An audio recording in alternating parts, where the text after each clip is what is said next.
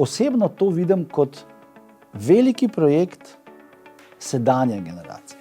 Tukaj imamo mi, se pravi, od trajnosti, drugačnih oblik prometa, drugačnih oblik dela, bom rekel, sobivanja, drugačnih načinov bivanja. Jaz bi bil zelo vesel, da ti in podobni posamezniki, ki pa evidentno imajo energijo, naj probajo za začetek z eno tako hišo.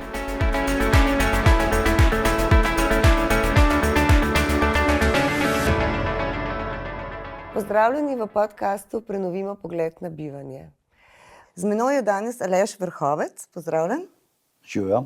Arhitekt, soustanovitelj biroja Gregorc Vrhovec Arhitekti in eden vidnejših in glasnih zagovornikov prenov obstoječih stavb v Sloveniji. Arhitektura je družbeno odgovoren proces in verjamemo, da lahko s premišljeno prenovo izboljša tudi bivalne pogoje, tako kot širši prostor. Pa narediva kratek uvod v najin pogovor. Slovenija ima izrazito razpršen vzorec poselitve, ki je oblikoval specifičen bivalni prostor. Več kot polovica prebivalcev živi v enodružinskih hišah, od katerih je velik delež nastal prav v 70. in 80. letih prejšnjega stoletja. Te hiše so danes v povprečju stare 50 let, pogosto prevelike za sodobne potrebe, energetsko potratne in prostorsko premalo izkoriščene. Hkrati pa predstavljajo enega večjih neizkoriščenih potencialov slovenskega prostora. Potencial za prenovo, preobrazbo, rehabilitacijo tako hiše kot skupnosti, ki v njej živi. Za izhodišče pogovora bom omenila konferenco Gradimo Evropo, na kateri si sodeloval in jo v imenu Slovenije skupaj z Zbornico za arhitekturo in prostor tudi organiziral leta 2021. Tam si tudi predstavil koncept rehabilitacije oziroma rehabitacije enodružinske hiše od predmestja do podeželja. In v svojem strokovnem članku si zapisal, zdaj pa citiram: gre za namenoma izbran medicinski in urbanistični termin. Rehabilitacija v zdravstvu pomeni okrevanje po bolezni, rehabilitacija pa označuje ponovno naselitev območja. In res gre pri naši temi za oboje. Kaj je pravzaprav bistvo tega koncepta? Ja, hvala za res, bom rekel, zanimivo vprašanje in pa seveda temo, o kateri moram priznati, da že od leta 2021 pravzaprav se sam nisem več ukvarjal z njo. Nažalost pa seveda ugotavljam tudi, da nihče drug, ne. Odkrito rečeno, po tej konferenci, ki smo jo organizirali, ki je bila narejena v sodelovanju z avstrijskim, tudi Ministrstvo za kulturo in ostalimi ministrstvi, smo to temo zastavili kot domačo temo. Se pravi, tema, ki je po eni strani naslavljala slovenski prostor z nečem, kar smatram, da je dejansko nek akuten problem Slovenije, se pravi ta vzorec, ta tip poselitve, ne, in z nečem, kar je v bistvu v tisti zgodnji fazi. Takrat se je namreč začel govoriti o ustanavljanju novega evropskega Bauhausa in teh, bom rekel, procesov, ki so zdaj že v teku, kjer se pač nekako kaže, da je to neke vrste gibanje za prenovo obstoječega fonda resnično prava smer. In zato smo, tukaj sta bila dejansko nekako dva ozira, se pravi vseevropski okvir, kjer se je ta tema pokazala, da je seveda še kako interesantna, da nekaj malega se je v različnih evropskih državah in to bolj na periferiji evropski, se pravi v mislih imam na primer Irsko in Grčijo, podobne pobude so se pojavljale, ampak ne na tak način, kot je bilo pač tukaj predstavljeno, ne. In zdaj, seveda, če grem pa v slovenski prostor, ne, to je v resnici tema, ki me je pred tem dogodkom skoraj 10 let že okupirala in na nek način zadeva dejansko skoraj vsakega Slovenca, ne. Ko se peljemo po slovenski pokrajini, si ne moremo kaj, da ne bi teh hiš opazili, ker so razsejane, ne bom uporabljal pridevnikov, ampak na nenavaden, včasih tudi neposrečen način. Še bolj zanimiv je pogled z aviona, ko se recimo pripeljemo na Brnik, vidimo, da je teh lahko bi jih celo imenoval kot neko metastatično tkivo, to je pač povsod. To je na nek način, taka je Slovenija, se pravi, posejana je pač s temi hišami. Zdaj pa jaz nekako zelo zagovarjam, da je treba biti pri naslavljanju problemov realist. In kljub temu, da je stroka, arhitekturna stroka seveda, arhitekturna, urbanistična tudi, je ta tip gradnje vedno naslavljala kot največji problem slovenskega prostora. Ne? In seveda na določeni ravni seveda mi lahko temu pritrdimo. Ne? Jasno, ta fenomen tega izjemne količine teh hiš je namreč 360 000 v Sloveniji. Tako kot si že sama omenila, več kot polovica prebivalcev živi v individualnih stanovanjskih hišah. Ne? In jasno pomenijo problem na več nivojih. Od tisto, kar mi delamo, pa seveda mogoče ni najbolj pametno in ustrezno, ne, nas seveda tukaj moti neka estetika urejanja prostora, ampak to je mogoče še najmanjši problem. Ne. Problem je seveda ekologija, problem je komunala, problem je, bom rekel, promet in na nek način tudi, bom rekel, neka socialna nepovezanost, ne, razpršena gradnja, tako kot jo tudi strokovno imenujemo, ne, prinaša določene posledice v prostor. Ampak ne glede na ustaljen pogled na to problematiko, smo želeli opozoriti, da z rahlo spremenjenim pogledom, z nekim afirmativnim pogledom, pa se ponuja možnost, da se iz tega, kar je detektirano kot največji problem Slovenije, postane največja priložnost Slovenije. Namreč vsaka taka hiša je sama po sebi, kot je bilo rečeno, je problem. Fond je iztrošen, ni kvaliteten, nujno zahteva prenovo, nase veže določene tudi vzorce bivanja, ki niso kvalitetni. Tam je seveda, tudi omenila si, da je povprečna starost, bom rekel, če bi šel statistično gledano, je bila povprečna taka hiša zgrajena leta 1973 in kar je velik problem, to je, mislim, da je seveda tudi tema, ki pravzaprav je zelo interesantna za kontekst tega najinega pogovora, da te hiše niso bile prenovljene. V nekih normalnih, drugačnih okoljih, ne bom rekel razvitejših, je nekaj navadnega, da se stanovanje ali pa hiša prenovita recimo vsakih 20 let. Pri nas je to tako nenavadno, ne? Sej se dogajajo ti procesi, ampak ni neke zavesti, da je to nujno. Ne? In zdaj seveda med tem se je zgodil resnično zelo veliko stvari. Ne? Veva oba dva z vidika arhitekture, da seveda se zahteva več izolacije, drugačna okna, drugačne strojne inštalacije in tako naprej. Ne? Po drugi strani pa seveda v bistvu bi bilo dobro, ne, ali pa veliko se pogovarjamo bom rekel, tudi znotraj stroke, da seveda tudi vzorci bivanja, ki ga te hiše na nek način nosijo v sebi, seveda niso kvalitetne.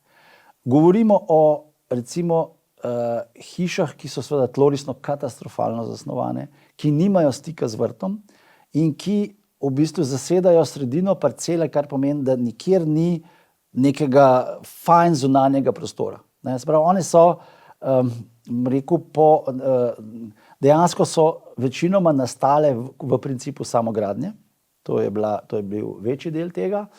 In zdaj ta samogradnja, ki je to je tudi ena, bom rekel, specifična slovenska anomalija, ko seveda, bom rekel, država in prejšnji sistem je na nek način dopustil ta ventil, da so si ljudje po eni strani sami zagotovili svoja stanovanja, da so izrazili svojo individualnost, istočasno pa, da je bilo, to so bili dejansko šparavci. Ljudje, ki niso imeli ekonomsko gledano v času socializma drugih možnosti, so rekli, ok, ampak vendarle ekonomija neke celice, neke družine se lahko reflektira v to. Gradile so se hiše, ki so pač naj bi bile za 3 generacije, pa niso potem nikoli postale. Že takrat so želele biti sodobne, večgeneracijske in so bile posvečene temu, da bo zagotovo sin z družino ali hči z družino živela v zgornjem nadstropju. Pa da bi bolje razumeli to zgodbo te naše dame, ki živi sedaj na podeželju, stare 50 let in kliče po prenovi. Kakšna je ta tipična hiša? Nekaj si že omenil o tlorisu, o arhitekturi, o samograditeljstvu. Kakšna je ta hiša, ki zdaj vse nosi kar velik potencial, če bi jo prenovili? Ja, kot sem rekel, z spremenjenim, z nekim afirmativnim pogledom lahko mi začnemo do te hiše gojiti simpatije, dobesedno. Mi v biroju, pa mislim, da marsikateri arhitekt, zdaj čisto pred kratkim sem gledal recimo po televiziji kakšne take projekte, vedno znova ugotavljamo, da od odpora, ko se posvetiš problemu recimo te hiše, vidiš pa seveda, da nosi sabo določene kvalitete, da je nekak dober potencial, lahko. Seveda tukaj je treba spet biti zelo, bom rekel, pozoren in selektiven. Teh hiš, kot sem rekel, je v Sloveniji 360 000. Sem prepričan, da statistično gledano, ne vem, določen procent, mogoče, ne vem, četrtina, tretjina, seveda nima tega potenciala vse. So pač enostavno ali niso bile dobro zgrajene in tako in niso ta potencial. Ampak vseeno lahko pa govorimo seveda o vsaj 250 000 hiš, ki bi se jih dal prenavljati. In seveda tukaj so po eni strani govorimo o klasičnih rekonstrukcijah in posodobitvah, ki jih seveda najnovejše stanje tehnike zahteva in ki jih od arhitektov zahtevajo tudi predpisi od PURS-a naprej. Torej, to pomeni pač, tako kot sem že rekel, izoliranje, po možnosti statična rekonstrukcija. Marsikdaj je seveda tudi to problem, ampak to so rešljive zadeve. So rešljive stvari.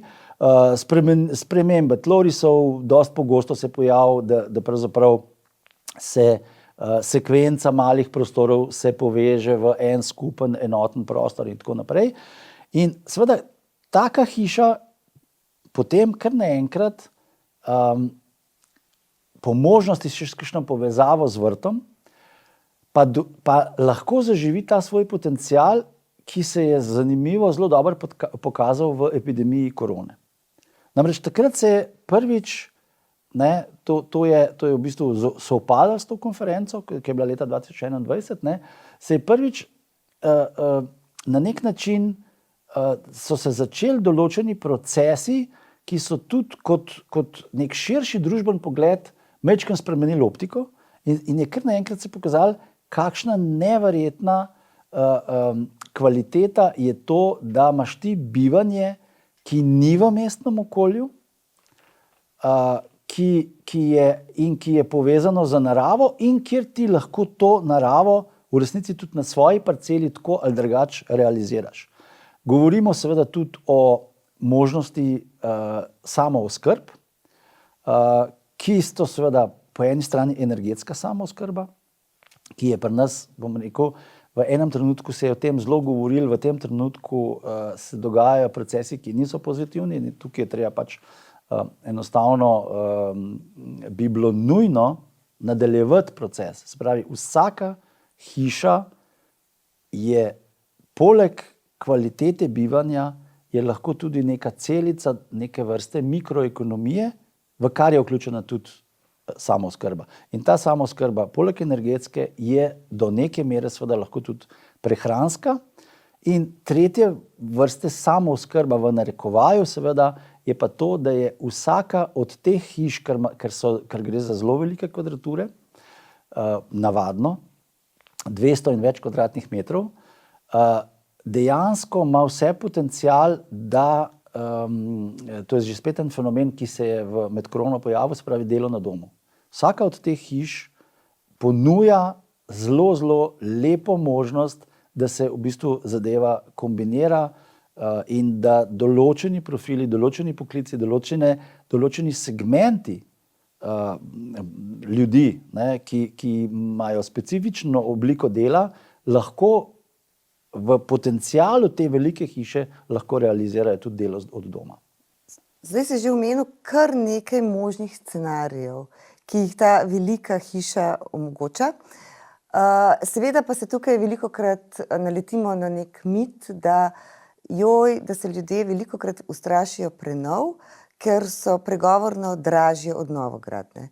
Vendar vemo preko projektov in preko izkušenj, da temu ni vedno tako, da bi bilo včasih smiselno, da se zgodi prenova in ne, da se stavba poruši, in da bi lahko preučili vse možnosti in vse scenarije prenov vnaprej. Kateri scenariji te uporabe se nam zdijo v današnjem času ali pa tebi najbolj navdihujoči, da bi nas spodbudili k temu, da bi začeli razmišljati kot lastniki recimo ene take hiše, kaj z njo storiti? Seveda noben ni naiven, ne. Prva zadeva, ki se tukaj pojavi, je seveda problem lastništva in problem seveda osebe, ki pač to hišo poseduje, ne. Dejansko tudi statistično gledano v tem trenutku je večina lastnikov so stare osebe, ki so to hišo tudi originalno zgradile. Ne, seveda ti ljudje nimajo ne denarja, ne energije, da bi karkoli naredili. Tako da bom rekel, seveda je velik problem organizacijski model, kako to zadevo sploh narediti, ampak kljub vsemu, ja, pravilno vprašanje je, kaj te hiše lahko postanejo. In neka prva možnost, sem jo v bistvu že omenil, je neke vrste samooskrbna mikroekonomija. Se pravi, imamo mlado družino, ne, ki se mogoče nekako odloči za nek način življenja, ki ni več tako redek, ne, ki ima določena sredstva, se tudi, bom rekel, mogoče odpove neki centralni lokaciji v Ljubljani ali karkoli in reče, okej, super, gremo na podeželje, kamorkoli že, ali pa v neka predmestja, dobimo za ta enak denar, dobimo hišo in tukaj lahko, bom rekel, energetske, potem kar se tiče hrane, kar se tiče dela, lahko vzpostavimo neko celico, ki je, bom rekel, deluje nekako kot neka avtonomna družinsko-ekonomska celica, ne. In taki primeri obstajajo in mislim, da so zelo dober scenarij za te hiše. Potem druga zadeva, ki je zelo pomembna in ki je popolnoma v skladu s slovensko zakonodajo, ali pa bom rekel z 95% občinskih prostorskih načrtov, je to, da v Sloveniji za vsako individualno hišo lahko legalno, kar je seveda edini pravi in možen način, naredimo iz nje dvostanovanjsko hišo. Ta dvostanovanjska hiša že ponuja nek potencial, ki pomaga sedanjim stanovalcem, ne, se pravi, že spet govorimo o nekem spoznanju, da ljudje v starosti ne rabijo več tako velikih hiš in da enostavno jih ne zmorejo vzdrževati, ne. Poznamo, zelo pogost pojav je tako imenovani house poor, se pravi ljudje, ki imajo hiše, ki imajo nepremičnine, ki so relativno precej vredne, pa so, bom rekel, v čistem status quo položaju, ker vrednost hiše je lahko, ne vem, rečemo tudi 500.000 evrov, ne, ampak celo, ne vem, se ne zmorejo ogrevati, da ne govorimo o vzdrževanju, obnovi in tako naprej, ne. V tem vidiku je možnost spodbujanja medgeneracijskega bivanja, ustvarjanja tudi sodobnejših načinov bivanja, o katerem se zdaj zelo veliko govori. To je mlada družina z starimi starši, 2 mladi družini skupaj, ki imajo tudi drugo prostorsko zasnovo te hiše, ker kar naenkrat uvajajo skupnostne prostore, kjer ljudje skrbijo drug za drugega, si pomagajo na drug način in v bistvu ohranjajo to stavbo z vsemi njenimi kakovostmi živo. Drži. Ali klasično, se pravi družina, več generacij, ali pa celo, in tudi ti poskusi seveda tudi že obstajajo, tudi v Sloveniji, v bistvu bivalna skupnost. To je, če se zdaj mi pogovarjamo o velikem problemu, res akutnem problemu, enem najhujših problemov, če smo, rekel, zdaj res vidimo, da imamo težavo in da se ne naslavlja pravilno.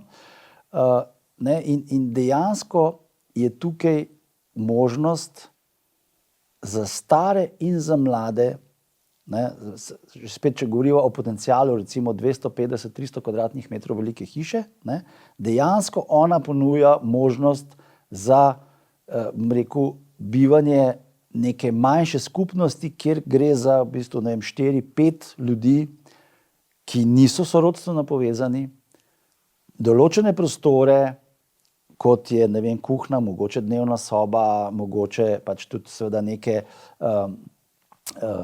prostori za, kot utility in pralnice, tako naprej, lahko skupaj uporabljajo, drugače pa imajo čist individualno bivanje.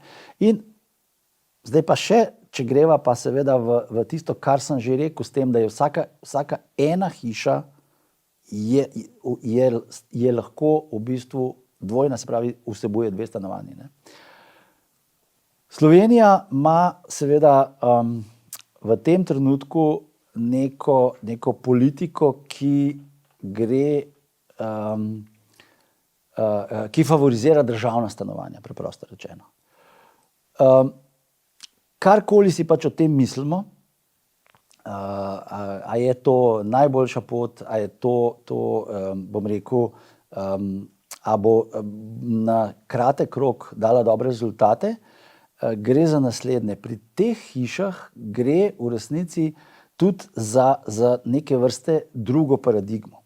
Te hiše so v drugačnih časih so bile izraz individualizma in neke osebne ekonomije, se pravi varčevanja, potem nekega, konec koncev včasih seveda tudi izražanja ali premožnosti ali kakorkoli, skratka, bili so, bom rekel, neke vrste šparovci, kamor so ljudje vlagali in se na nek način izmikali popolni kontroli oblasti, ki jih seveda zahteva recimo neka večstanovanjska gradnja v bloku.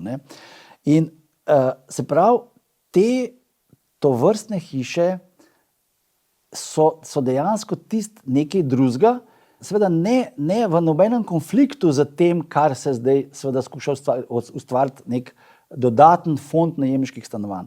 Gre samo za to, da je to komplementaren proces, ki pa afirmira zasebno lastnino, individualnost, podjetnost in v bistvu realizacijo lastnega stanovanjskega problema z lastno pobudo.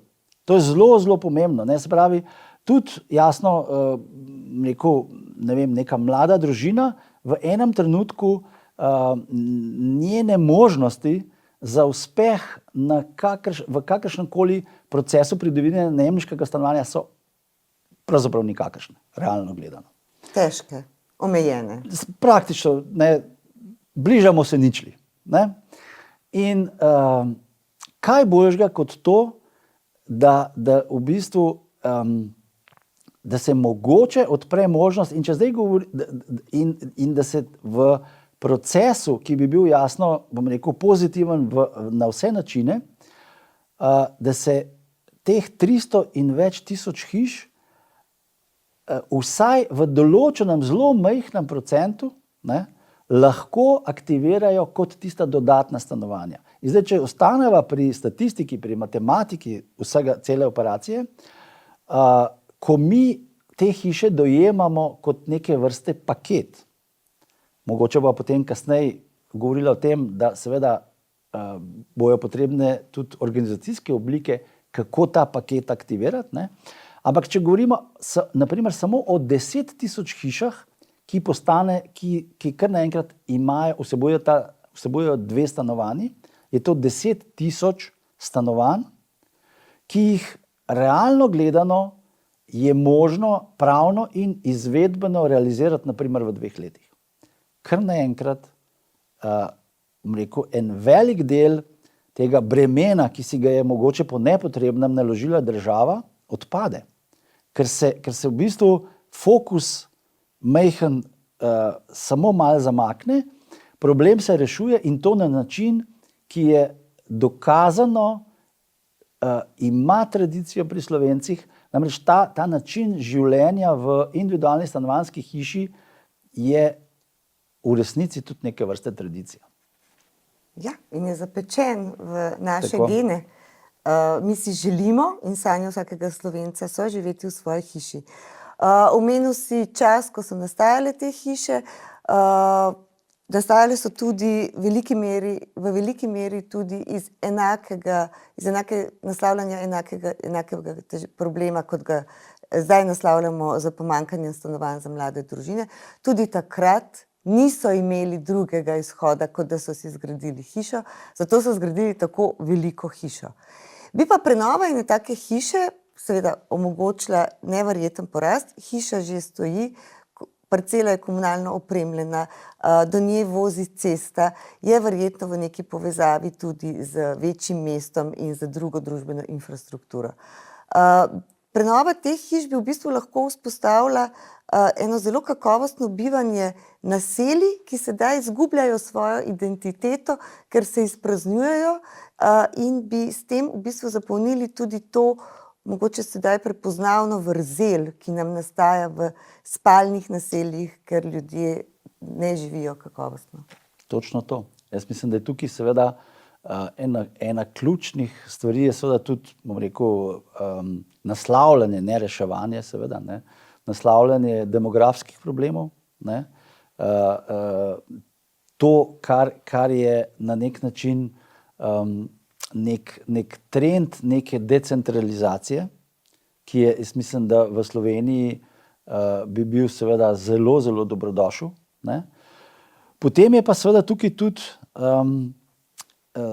mogoče vsaj še 2 vidika sta zelo pomembna, ki tudi pravzaprav zadnji čas vidimo, da ponuja več odgovorov, kot pa na primer 5 let, ko smo se nazadnje resno ukvarjali s tem.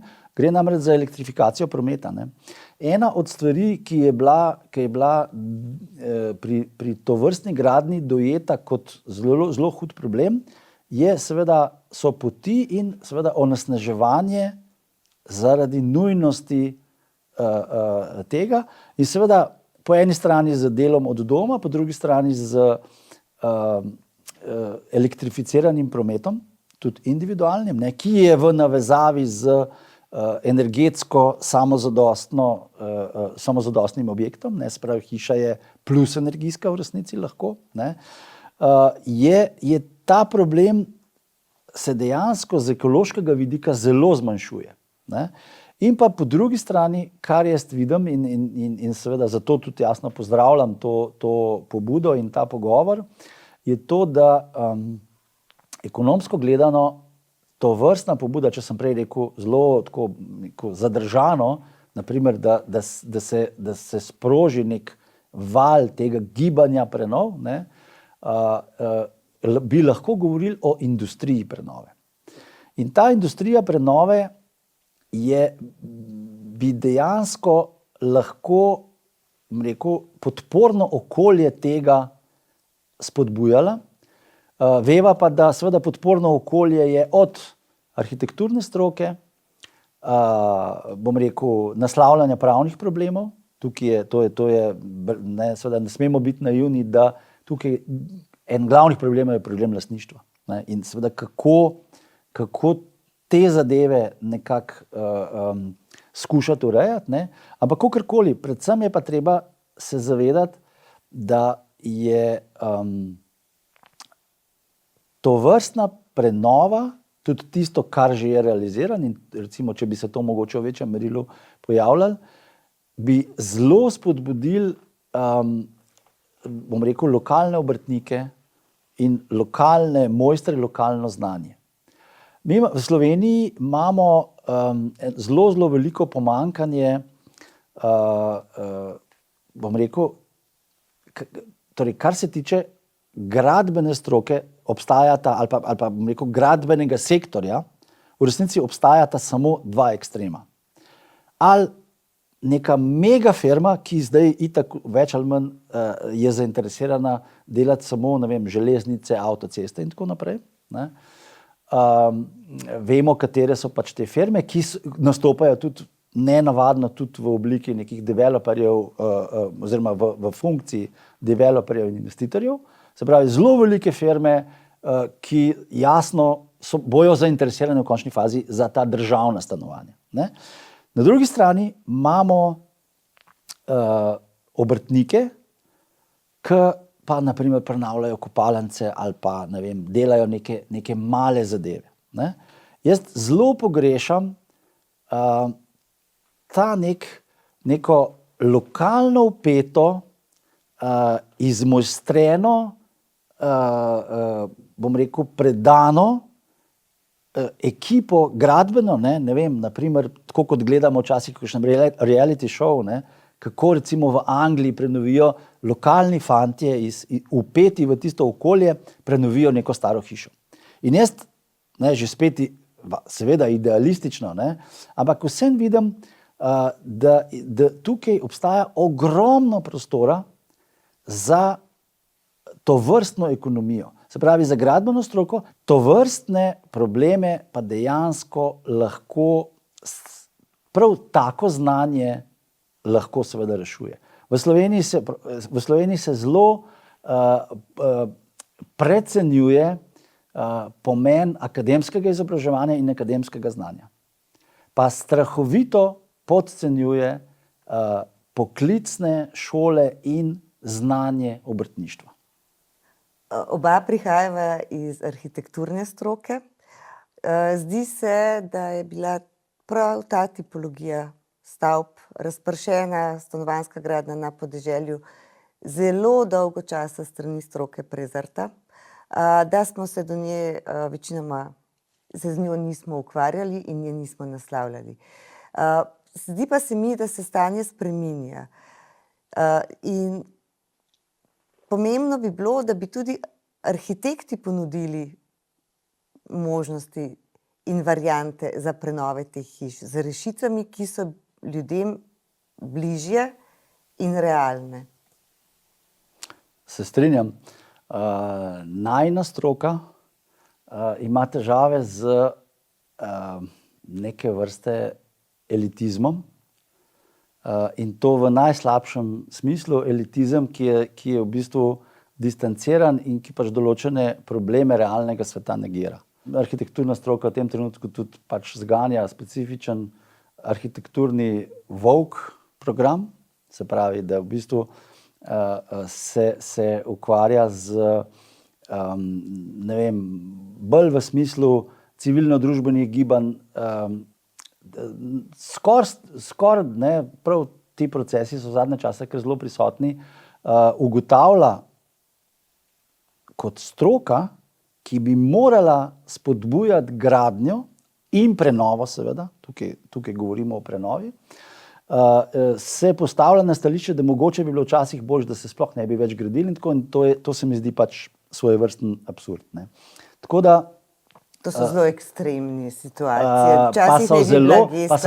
Pa so v prostoru zelo, zelo prisotne, tako da se bom tukaj navezala na izkušnje iz tujine. Vsi radi hodimo v avstrijski Vorarlberg, kjer je točno ta pobuda z lokalnim prebivalstvom, z lokalnim mojstrstvom spodbudila popolnoma novo ekonomijo in tudi vrsto arhitekturnih rešitev, ki so obstoječe stavbe nadgradile, omogočile ljudem sodobno, kakovostno bivanje in tudi osmislila njihovo življenje prav na tem mestu.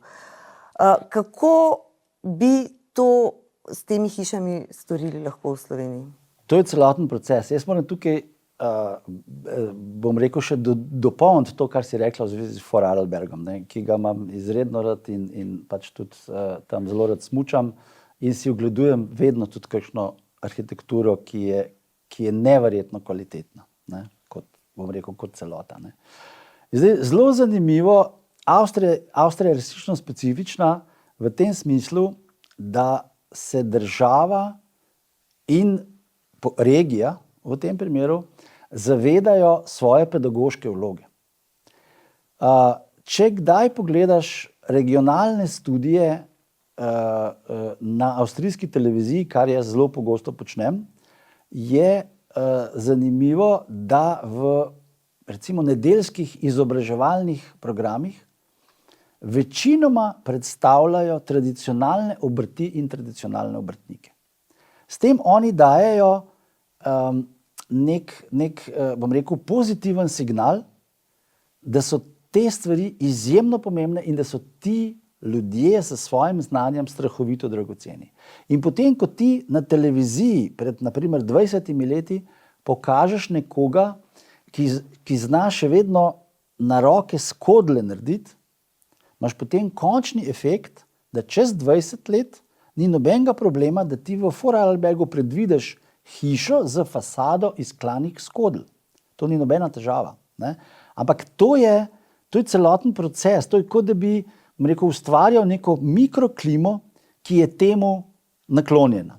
Naša mikroklima je zelo drugačna in jaz še enkrat pravim, premalo je zavedanja te v narekovajih rečene prosvetiteljske funkcije države, medijev in v bistvu vseh, ki tukaj lahko, bom rekel, zelo preprosto, z preprostim vzgledom pokažejo, ja, to so pomembne zadeve. Se pravi, zdaj, če greva nazaj na te naše hiše, skušajva si predstavljati, kaj bi bilo, da se, bom rekel, nekako v nekem procesu pride na primer do 3 hiš, razporejenih po različnih delih Slovenije, ki bi država kot, ali pa občina seveda, da ne bomo zdaj preveč idealizirali celo zadevo, rekli, ja, to naj bo pilotni projekt in bomo začeli in bomo snemali reality show, kako so arhitekti prvo pridobivali gradbena dovoljenja, ker ko bi enkrat bilo to javno pokazano, bi se seveda jasno tudi manifestirali, kakšen nesorazmeren problem je to, potem kako se zbirajo ponudbe, kako se zbira izvajalca in potem s spremljanjem tega izvajalca bi se v bistvu na nek način zelo plastično prikazala lepota tega dela. Ker ponovadi je pa tako, da ko so te stvari končane, so nanje ponosni tako lastniki, kot po moji izkušnji vsi obrtniki, ki so to vključeni. In tukaj pridemo do čustvene komponente prenov, ki so povezane tudi z spominom na gradnjo teh hiš. Da ohranjamo nekaj, kar smo pridobili od svojih staršev, prednikov, lahko smo tudi kupili, ampak danes lahko to prenovimo na način in uporabimo na način, ki bo soustvarjal boljše pogoje tudi v prihodnje. In mislim, da je zelo pomemben ta optimizem. Tukaj bi te rada citirala z zelo navdihujočim stavkom, da si poskusimo predstavljati hišo, staro in utrujeno, ki nenadoma postane varčna, sodobna, zelena, podjetna in lepa. Povsem drugačna kot sedaj. In ko bo takih hiš nekoč nekaj tisoč, bo povsem drugačna tudi Slovenija. Se še vedno strinjaš s tem optimizmom? Na vsak način. Jaz moram reči, da seveda lepo je slišati, bom rekel, citat, bom rekel, pa seveda upam, da ne preveč samovšečno, no. Kakorkoli, vse, kar sem rekel, seveda drži.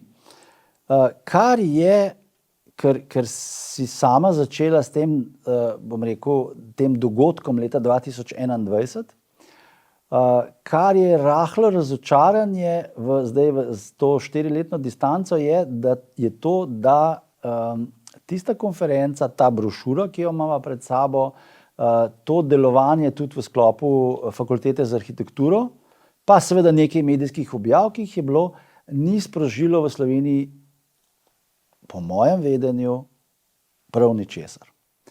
In ampak seveda, mogoče vsaka taka zadeva potrebuje svoj čas.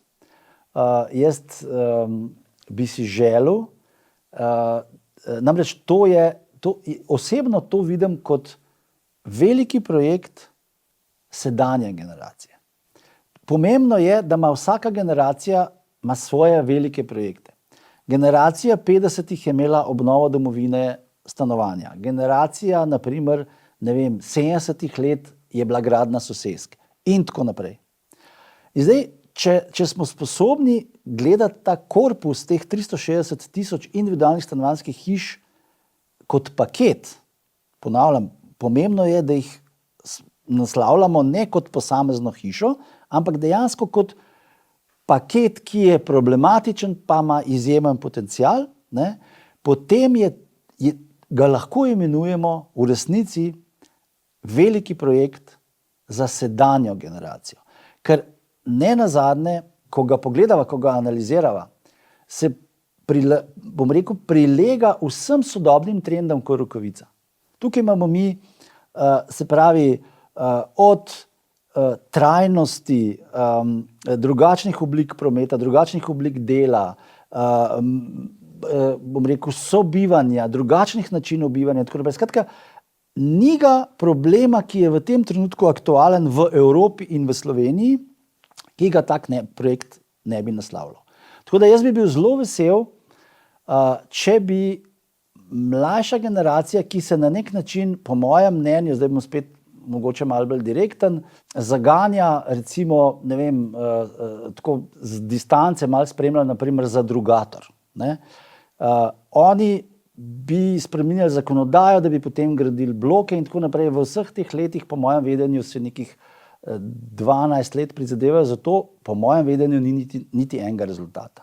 Jaz bi bil zelo vesel, da ti in podobni posamezniki, ki pa evidentno imajo energijo, naj probajo za začetek z eno tako hišo. To je, bom rekel, že ena taka hiša in potem 3 in 10 in tako kot si prej navedla, 1000 takih hiš, bi postavili zgled in neko letvico, kam dejansko lahko s tem pridemo. Aleš, najlepša hvala za tvoje misli in upam, da nam bo prenova postala pomembna naloga zdaj in danes za prihodnje generacije. Hvala lepa, tudi jaz resnično upam in seveda se zahvaljujem tebi in organizatorju za zelo, zelo lepo pobudo, ki me je spomnila tudi na ta projekt in resnično upam, da bo mogoče spodbudila še koga k razmišljanju o tem. Hvala. Hvala lepa.